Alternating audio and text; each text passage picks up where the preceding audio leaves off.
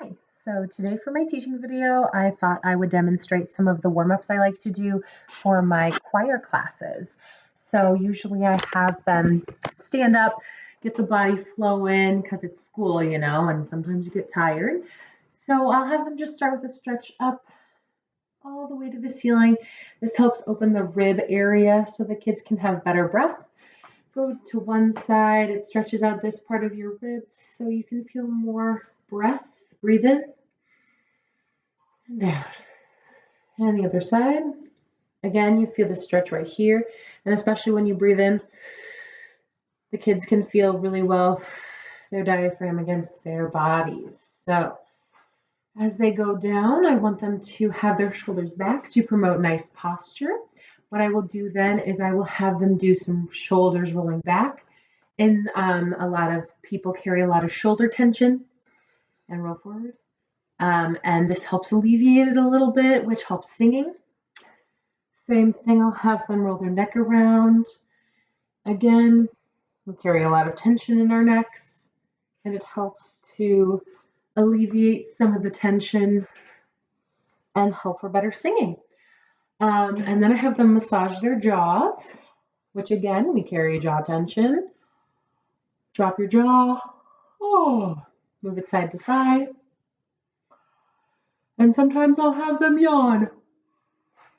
Oh, and then they will keep standing and I will be at the piano. Sometimes if I'm, running a little behind, or if I do this occasionally, I actually really enjoy doing it, having a student lead the physical warm-ups.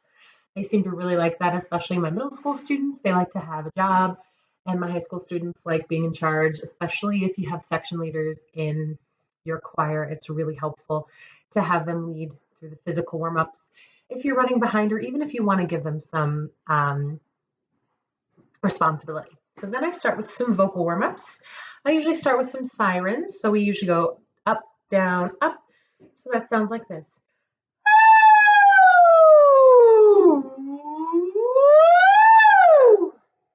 And then they repeat. And then we'll do down, up, down.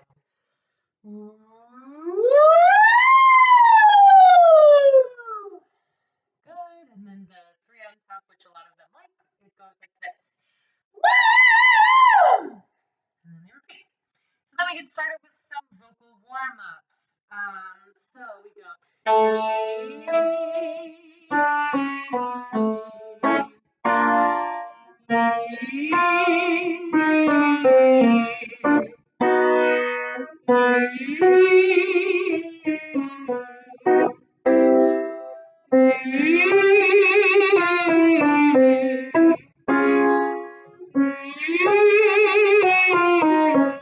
And then we will continue up. Then we do some nice jaw release right on the bottom. We go ya ya ya ya ya, and then we go down. Ya ya ya ya ya, ya ya ya ya ya, ya ya ya ya ya, ya ya ya ya ya, etc. I like to do this one to get their high range a little bit warmed up. It goes like this. Pop, pop, pop. I like the pop because it really helps with getting some high notes out there, because it's not mostly focused on the singing part. It's mostly focused on the pop noise. For example, if you get all the way up here, it's more focused on the pa rather than on there making the sound right.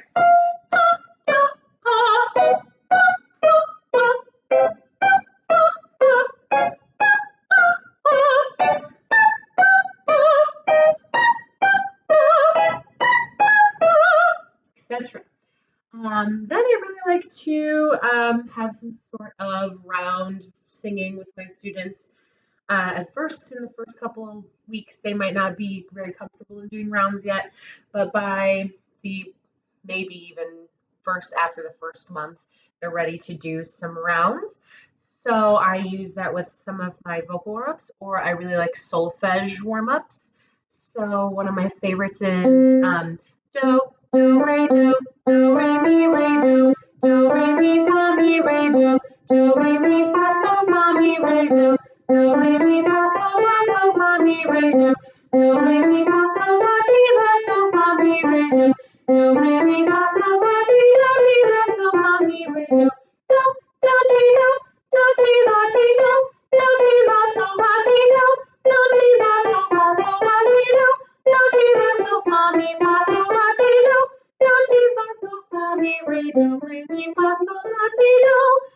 So we'll have the kids do it in a round. Do, do, re, mi, re, do. And then the next group will start, etc. We usually try and do 2 when I first start, maybe even 3, and then 4 would be really fun. I also do some verbal warm-ups to get your articulators ready. So black socks is a big favorite. So black socks, they never get dirty. The longer you wear them, the blacker they get. Black socks, they never get dirty. The longer you wear them, the blacker they get. Someday I think I might wash them, but something inside me keeps saying, not yet, not yet, not yet, not yet. And then we keep going fast. Black socks, they never get dirty. The longer you wear them, the blacker they get. Someday I think I might wash them, but something inside me keeps saying, not yet, not yet, not yet, not yet, etc. So really getting their articulators ready to sing.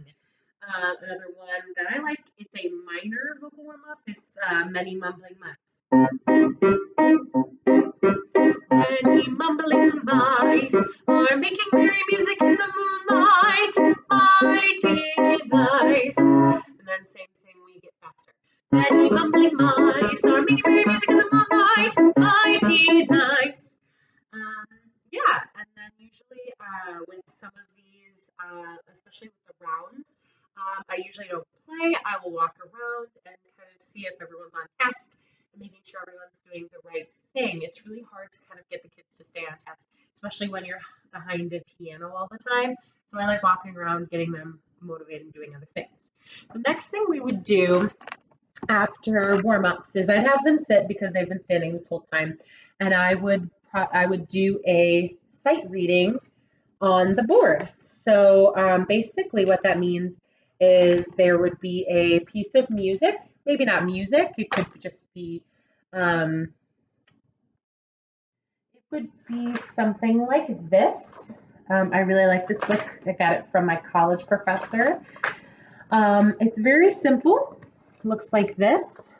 I'd write it on the board so they can see with a do clef so they can differentiate what do is. So then they go through do, re, mi, fa, so, fa, mi, re, do. And then it gets a little bit harder as they go along. So for example, do, do. They'd let them look at it for a second. And then I'd be like, okay, let's sing it together. I'd point it and they'd go, do, re, mi, re, mi, fa, so.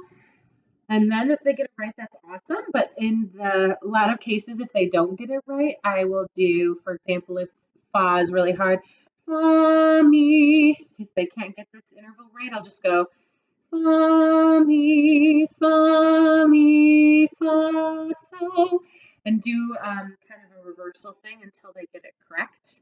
And that's basically the sight reading. It's not too bad in terms of that, but I think it's really important for them to know how to read music, especially if we go to vocal competitions. Then we do rhythm exercises. So they will, I use Takadimi.